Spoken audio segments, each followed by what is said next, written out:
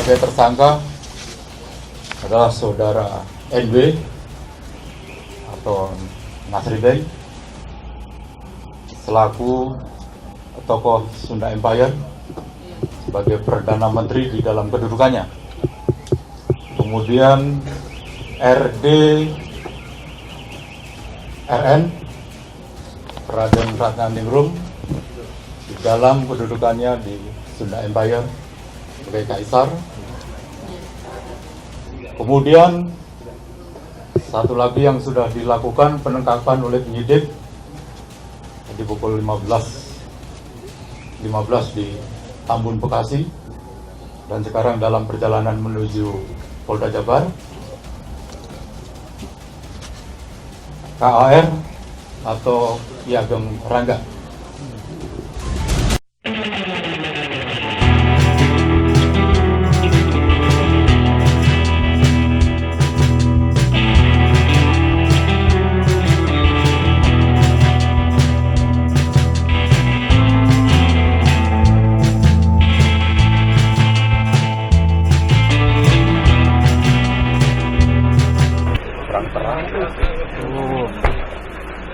Selamat pagi, selamat malam.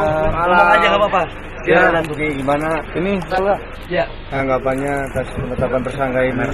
ya itu kan sudah sebelumnya dilakukan oleh Bunda Kaisar sama GPM ya, dan Prime Minister. Lalu kemudian dengan saksi-saksi lain yang di bawahnya. Saya dalam hal ini mewakili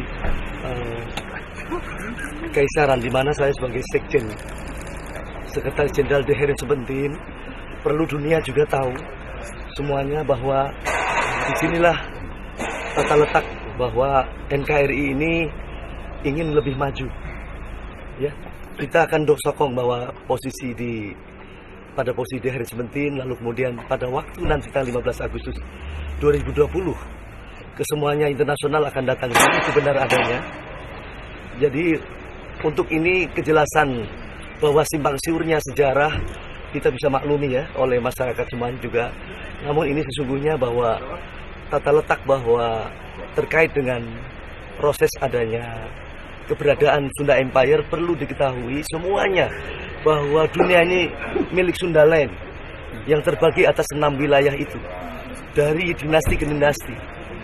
Yang terakhir pada dinasti yang mewarisi 100% adalah Sri Paduka Maharaja Prabu Siliwangi, yaitu dinasti Pajajaran Siliwangi.